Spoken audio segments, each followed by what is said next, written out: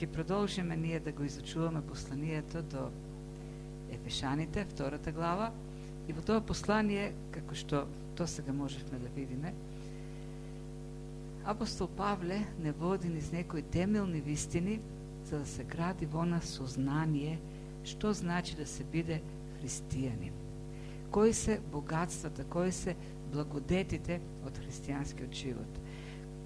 Кој е идентитетот што го имаме во Христос. И добро да растеме во тоа сознание. Тој процес на придобивање на христијанско сознание е многу важен, зашто живењето со тоа сознание, живењето во идентитетот во Христос е начинот преку кој можеме да устоиме на искушенијата да се вратиме назад во светот, во животот без Христос. Тоа е начинот како да устоиме на искушенијата да одолееме на животот што го живеат луѓето без Христос. А заградението на тоа сознание не е доволно само да знаеме што сме придобиле во Христос. И затоа апостол Павле од целата втора глава не подсетува како било некогаш без Христос. Кои биле последиците, каква е состојбата на човекот без Христос. Постојано се подсетуваме на тој контраст, животот без Христос и животот во Христос. Без Христос сме мртви во престапите и гревовите. Немоќни, неспособни да одолееме на суетата, на похотите. Човекот живее воден со цел да ги задоволува пороците, мислејќи дека тоа е недоброто за него. Пишува апостол Павле дека човек е раководен од кнезот на темнината, кнезот на воздушните сили, господарот на темнината. Човекот буквално е жртва на собствените пороци, дивеч кој е следен од собствената похот. И човештвото без Христос паѓа во морална бездна и во моментот кога ќе се разбуди во хаосот, се прашува како стигнавме до овде. Тоа е безнадежната состојба на човекот без Бог, без Христос. Прогонуван постојано од собствената суета. И таквата состојба на мртвило во грев, непокорство кон Бог, не го предизвика Божиот гнев, туку е предизвика Божјата љубов. Бог кој е полн со добрина, богат во љубов, во милост, во љубезност, не избави од таа состојба. Не оживе, не воскресна и не постави со него на небесата. Оние кои веруваат во Христос се седнати до него на небесата над сите оние сили кои не влечат во гревот. Сите оние сили кои не правија неспособни да одолееме на похотите, сега се под нас. Немаат власт над нас. Ние сме сега таму, до Христос, каде што гордоста, лицемерието, манипулацијата, интригите во светот немаат власт над нас. Поставени таму заедно со Христос. И сето тоа пишува апостол Павле во 8-9 стих е да се види славата на Бог, да се види карактерот на Бог. Пишува дека ние сме Божјата, во Христос ние сме Божјата творба. Божјата поема, го употребува овде апостол Павле зборот поема, значи Божјото уметничко дело во кое тој го гравира, го моделира неговиот карактер. Нашето спасение во Христос е за во нас да се види Божјата слава, вршејќи ги делата за кои однапред сме предодредени, може да се види Божјата добрина, Божјата љубов, Божјото милосрдие, Божјата љубезност, Божјата благост. Сето, ние сме Божјата поема, Божјото ремек дело во кое што спасени во Христос ќе се види Божјиот карактер. Сега и во сите векови, вели апостол Павле. Не само сега, и идните генерации, и во идните векови да се гледа преку нас Божјиот карактер. Значи, тоа е контрастот што го прави апостол Павле во првите стихови. Говори за луѓето без Христос, безнадежната состојба, мртви во гревот и престапите, и контрастот. Во Христос ние сме над таа состојба. Во Христос ние сме живи да го живееме неговиот живот, да го демонстрираме неговиот карактер. Неговата природа е во нас. Од 11 стих гледаме еден друг контраст. Контрастот е представен преку две слики. Преку Божиот народ, кој е близо до Бог и се насладува и ужива во ветување од Бог, и оние кои што се надвор, далеко од Бог, апостол Павле ги нарекува необрезани, пагани, незнабожци, иноверци во различни стихови, тие се далеко од Бог, без надеж. Животот на оние кои што се со Бог е сосема поинаков од животот на оние кои се без Бог, без Христос. И овде апостол Павле го прави тој контраст. За да можеме да видиме што имаме во Христос, треба да се подсетиме, вели апостол Павле, на состојбата која сме живееле без Христос. Далеко од Бог, далеко од општеството на Божиот народ. Далеко од, овде како говори за евреите како Божиот народ. Далеко од заветните ветувања. Значи, тоа е идејата за ова, тоа е идејата што е представена во овие стихови, тоа на што ќе се обидеме да го видиме и да се подсетиме на нашата улога, што имаме како припадници на Божјото општество во светот кој е далеко од ветувањата што Бог ги дава, далеко од Бог и далеко од надежта. Прво, значи говори за прави разлика, дистинкција меѓу обрезани и необрезани. Обрезаните како слика на луѓе кои што се близо до Бог и необрезаните како слика, символика на луѓе кои што не се со Бог или се далеко од Бог. Затоа помнете вие кои некогаш во тело бевте незнабожци и наречени необрезани од така наречените обрезани со телесно обрезание правено со раце. Значи тоа е она споредба овдека. Значи говори за обрезани и конкретно овдека мисли на етничкиот Израел, на Божиот народ, кој беа обрезани, а зборот овдека што е преведен како незнабожци е зборот етне или етнос. Така. Зборот етнос, со тој збор во Библијата, евреите поточно, ги нарекуваат сите оние кои не припаѓаат на Божиот народ, на во Стариот Завет етничкиот Израел.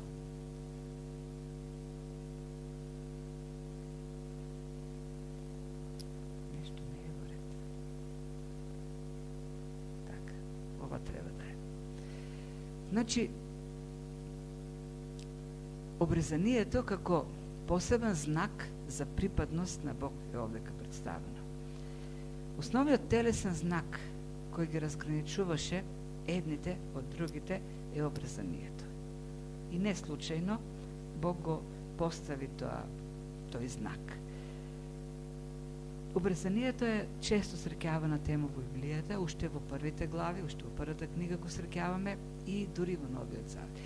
Кога апостол Павле говори за така наречените обрезани, кога говори за телесно обрезание, воопшто не внесува презир. Тој говори за категорија на луѓе кои се блиску до Бог. А обрезанието е знакот за нивната блискост со Бог, тоест знакот за нивната припадност на Бог. Прв пат обрезанието се среќава во животот на Авраам, кога Бог му даде заповед како знак за заветот, што го склучи со Бог Авраам да го обреза Исак. И потоа останува практика во Божиот народ, за етничкиот Израел. И секој обрезан живееше со чувството дека му припаѓа на Бог. И не случајно одсекување на делот машкото тело беше ставен како тој знак, образувањето. Другите народи, посебно припадниците на ханаанците, од кого евреите ја взема или наследува земјата, древните народи воопшто се карактеризираат со со морална нечистота, со неморал, со сексуални изопачувања. Било вообичаено, говориме за цивилизирани народи во древноста, Рим, Елините, Египет, Вавилон, било сосема вообичаено во духовната практика, во храмовите, да се извршуваат сексуални неморални дејства. Тамо било вообичаено да има проститутка кој нуди услуги на поклониците во храмот. Били организирани оргии во храмовите, во кои што имало и хомосексуализам, па дури и педофилија. По разбирањето на тие необрезани или незнабожци, во нивното разбирање за боговите, сексуалниот неморал е нешто со кое што тие ќе умилостивуваат самите богови. Дури во хананската митологија се верувало дека дождот што паѓа од небото е всушност ејакулација на Ваал. Кога ќе заврне дожд, има плодност на нивите, дури има плодност меѓу животните. За да се предизвика дождот, треба во храмовите да вршат блудство, оргии. И така ги тераат боговите да даваат плодност на земјата. Така ги умилостивуваат. Тоа е дел од поклонението. Сакралната проституција е дел од поклонението на тие народи, пагански народи.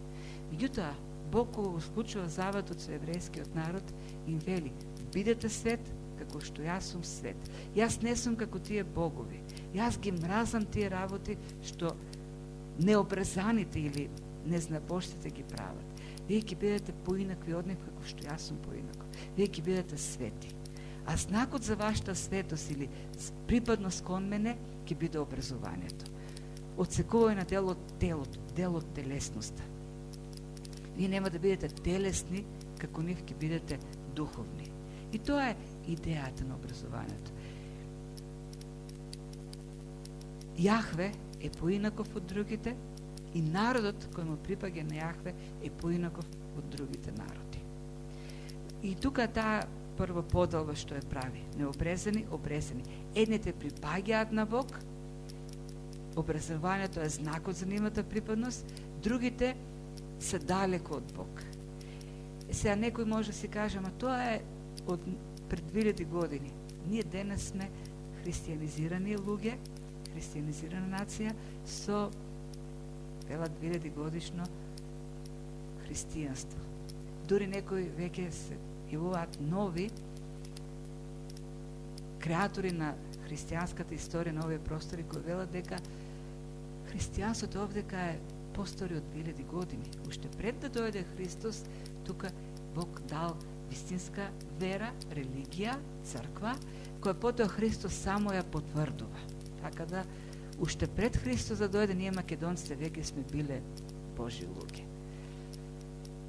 Која е вистината всушност? Вистината е дека светогледот на современиот, цивилизиран, дотеран и покрстен човек не е многу поинаков од светогледот на древните македонци, словени, тракијци, илири и другите кои ги населувале овие простори. Не е многу поинаков. Истите практики што се вршиле денес продолжуваат да се вршат во некаква друга, поинаква црковна форма, но содржината, тоест представата на древните народи за нивните богови, се уште е зачувана во тие практики и е внесена во христијанската црква. Има причини историски за тоа. Покрстувањето овдека не е извршено како резултат на верата на луѓето, тоа е политички мотивирано. Покрстувањето се јавува како политички императив на владетелите на овие простори, за нивните големи царства да бидат прифатени во друштвото на тогашни христијански народи, Рим, Визант и така натаму, ти требале да прифатат христијанство. И со политички укази, царски укази, били покрстувани цели народи. И во еден таков политички контекст, со политички мотивирано покрстување, црквата не успевала да победи во борбата со паганскиот култ. И што се случува? Ти пагански практики си влегуваат во црквата, добиваат црковна облека, но содржината останува паганска. Ке го видиме ние светогледот на паганскиот човек останува и во современиот христијански македонец. Истиот светогледот. Мотивот зашто се прават тие работи се истите. Мотивите се истите. Затоа денес, например, има толку многу практики кои воопшто ги нема во Библијата, а постојат во на народно ниво на православието. Кога се прави свадба, еден куп обичаи се воведуваат, кога се погребува некој, еден куп обичаи се спазуваат. Древните богови продолжиле да живеат преку светците. Во древноста боговите се покровители и заштитници на домашните и стопанските дејности, и денес светците се покровители на домашни и стопански дејности. Трифун е покровител на лозарите, Волос е покровител на сточарите, Света Петка е покровител на кајачите, предачите, како што во древноста Дионис бил покровител на виното, Влас е бил покровител на сточарството и така натаму. Гледаме како култот од древноста кон древните богови продолжува да живее во ликот на современите светци, христијанските светци. Тоа е всушност суштината на паганството денес, облечено во христијанска форма. Затоа велиме дека иако современиот човек е христијанизиран, тој е, може да кажеме, христијанизиран паганин. А во што е суштината, како се гледа или во што се одразува тој паганизам? Во она време бевте без Христос одстранети од општеството на Израел. Суштината на паганизмот е оддалеченост од Христос. Човек може да оди на црква, човек може да биде роден во христијанско семејство, човек може да прави практики некои кои се црковни. Меѓутоа, ако е без Христос, тој се останува паганин. Тоа е суштината. Она што вели апостол Павле, го разграничува Божиот човек од незнабожецот, е Христос. Без Христос вие бевте незнабожци. Без Христос бевте пагани. Животот со Бог е преку верата во Христос. Секој што не е во Христос, нема живот во Христос, тој е мртов безбожник во престапите и гревовите. Тоа е учењето на апостол Павле. Тоа е учењето на Словото. Отстранете од општеството на Израел. И тоа е многу важно. Отстранете од Божјото општество. Општеството кое е близко на Бог и му припаѓа на Бог. Какво е Божјото општество? И тука е клучната разлика меѓу еден Божи човек и незнабожец или паганин. Припадникот на еврејското општество или припадникот на Божиот народ живее со чувството дека му припаѓа на Бог. Живее со чувството на припадност на народ кој е во завет со Бог, Бог кој го надгледува, го чува и го снабдува. Тоа е светогледот, тоа е представата на човекот кој живее во Божјото општество, кој го има во својата близина Бог, кој верува во Бог. Тој во неговата представа за Бог. Бог е оној кој склучил завет со него, го чува, се грижи за него, тој има близок однос со него. Паганите, и тие имаат пантеони, тие имаат многу повеќе богови. Тие имаат многу богови. Меѓутоа, тие не може да се доверат на нивните богови. Зашто нивните богови не се благи, добри, не се полни со љубезност, како што го представува апостол Павле Бог во првите стихови на втората глава. Тие се каприциозни богови. Тие се променливи, не се постојани. Сега мислат едно, после може да го сменат мислењето. Можат некакви најмали ситници да ги раздразнат и да пратат осуда врз луѓето. И луѓето треба постојано да ги умилостивуваат таквите богови. Тие живеат сушност постојано во страх. Тешко е да се довериш на тие пагански богови. Тоа е во представата за боговите и на древните народи што живееле овдека. Древните словени постојано живееле во страх да не ги налутат боговите. И за да не ги налутат боговите и сите тие духовни суштества кои не заобиколуваат, постојано треба да се принесуваат жртви и да се прават еден куп други работи, да се држат во мир, во спокојство тие богови. Современиот човек осознава дека околу него има сили кои се надмогни, над кои што нема власт. Меѓутоа, тие сили предизвикуваат страв во него. Еден Божи човек, човек кој живе во Христос, која ќе помисли на Бог, во него има доаѓа чувството на сигурност, на радост, на мир и спокојство. Оние кои не припаѓаат на Божиот народ, помислата на Бог носи чувство на страв. Еве, зборете со луѓето околу нас и кога збориме за Бог, тие се исполнуваат со суеверен страв, со трепет. Кога тргнуваат да патуваат некаде, ако тргнат од Скопје за Велес, ке застанат, ке се паркираат кај Катланово, каде што има еден параклис, да запалат свеќе. Зошто? За да го умилостиват Бог и да стигнат безбедно до онаа дестинација каде што тргнале. Ако не запалат свеќе, Бог ќе се налути и ќе ги казни, и ќе им стори зло. Ако не ги прават сите тие обичаи што се прават во различните ситуации, како што се свадби, погреби, крштевки и така натаму, боговите ќе се разгневат и ќе пратат болест над младоженците, нема да имаат среќа во животот. Кога погребуваш некој, ако не направиш некои ритуали, тројца други ќе умрат. Тоа се верувањата.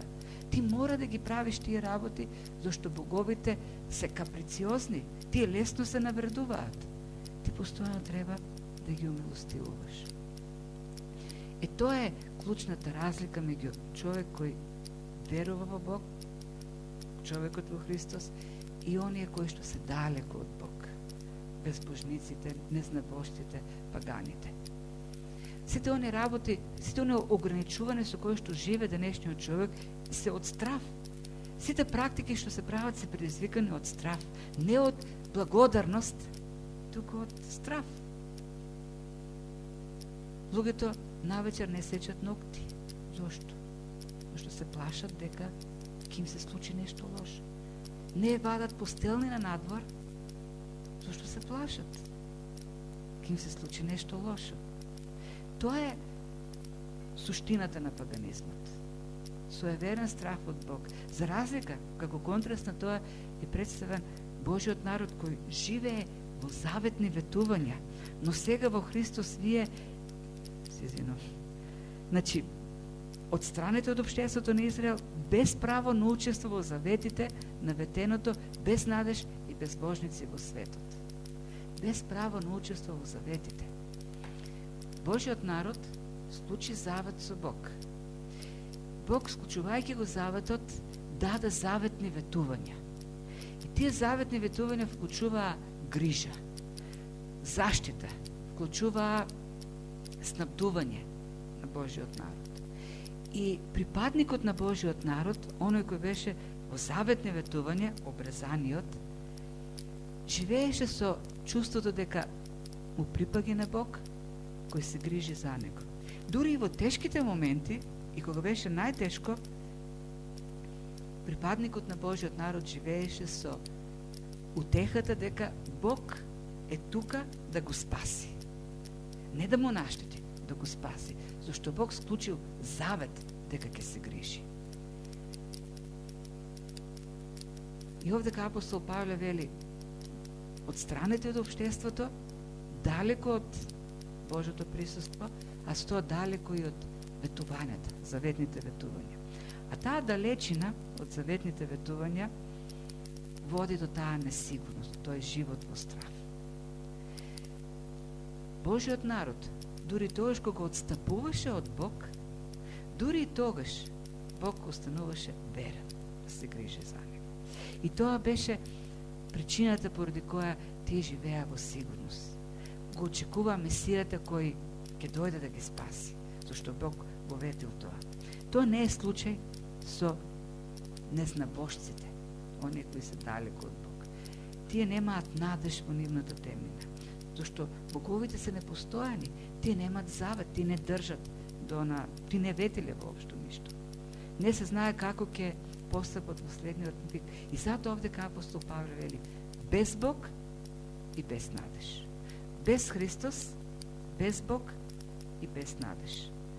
Нема надеж во таа темнина во која што се наоѓаат. Денес луѓето патуваат низ древните цивилизации да ги видат достигнувањата на Египет, на Месопотамија, на Рим, маите, да ги дополнат колекциите од слики со тие достигања.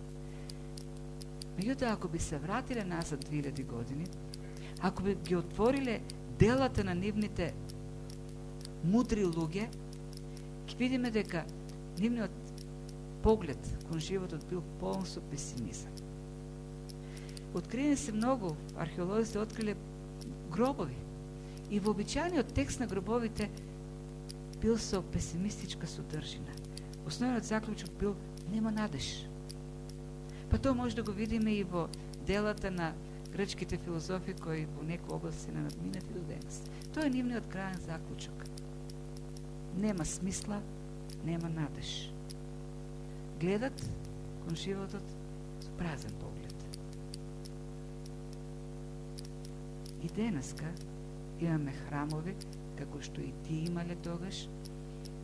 Имаме луѓе кои ги посетуваат тие храмови, се поклонуваат, како што тогаш се поклонувале во нивните храмови, но малкумина имаат вистинската вера и надеж во тие заветни ветувања. И тоа е клучната разлика меѓу животот со Бог и оддалеченост или паганизмот, што века апостол Павле го спомнува. Без надеж и без Бог. И сега со тоа завршува на крајот. Но сега, во Христос, вие кои некогаш бевте далеко, станавте блиски преку крвта Христова. Во Христос стануваме блиски.